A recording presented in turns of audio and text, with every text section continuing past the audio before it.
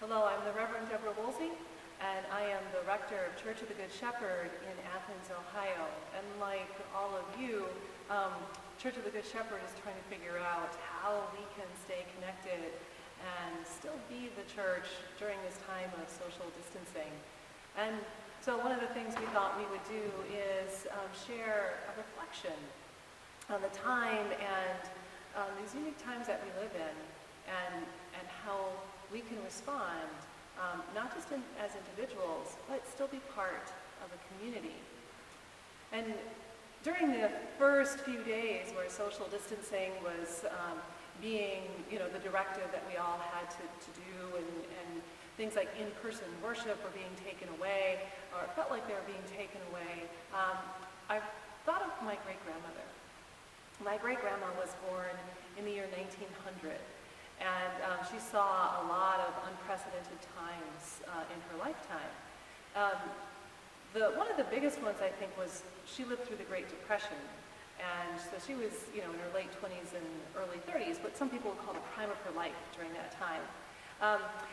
But when she would talk about the Great Depression, she talked about it so much differently than all my teachers throughout my schooling ever talked about it. My teachers always said the Great Depression was one of the worst times for our country because there were so few jobs, and the lines for the soup and bread, people having to choose between work, getting a job in the other part of the country, and being with their family, kind of like the movie The Journey of Nanny Gann. But my great-grandma, she talked about the Depression completely differently. She talked about it as a time when she saw her neighborhood and her country really come together. Everyone was in the same boat, and there wasn't anything that anybody could really do to change the situation. So my great-grandma always talked about ways that they were able to use what they had without a sense of scarcity, but with a sense of gratitude. And she had a resourcefulness that she, I think, learned during this time, where instead of worrying about what she didn't have, she looked at what she did have and thought, how can she use that to meet whatever the need was? And she also talked about how if someone had enough or more than enough, they didn't hoard it. They thought about their neighbors, especially the neighbors who didn't have enough, and shared with them out of a sense of gratitude. So there was kind of a sense of this common suffering. Everyone was suffering together, and how they took care of each other during that time. There wasn't a whole lot of entertainment available, but my great-grandma never complained about that. She talked about how, folks would sit on their front porches, people would say hello when they'd go for a walk, coming up with games and things to play. And I thought about how these are times when I think that mindset and that example can really be helpful for us. We're all in a shared suffering.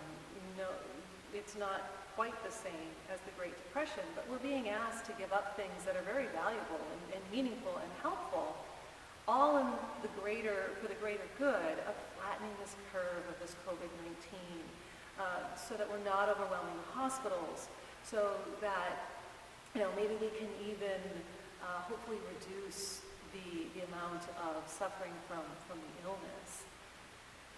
So we're being asked to sacrifice quite a lot, some of us are. And so I thought my great-grandma's example was one that makes me think of that community of heaven that we mention when we do the prayer in Holy Eucharist, where that company of heaven surrounds us, and they're not just singing praises, but they're reminding us of other times when everyone stepped up to help each other. And so as we continue to practice social distancing, and we begin to have situations where not just toilet paper, but maybe the shampoo we usually get, or some of our other supplies are in short demand or in short supply, how are we going to face that? And how can we be resourceful? And for those of us who have quite a bit, how are our neighbors? Could we consider sharing those things with them? And that's where that whole community can come together. So as we distance ourselves physically, let's not distance ourselves socially. Remembering those connections to the people from the past who can help us to inspire us for what we can do. This isn't over, it's probably going to be a while, but there are still ways that together we will see it through. That's what my great-grandma taught me. So as we continue, remember, you are part of that beloved community of God. You are loved by God, and you are still part of your church, your family, your community, and we need each other to get through. May God bless.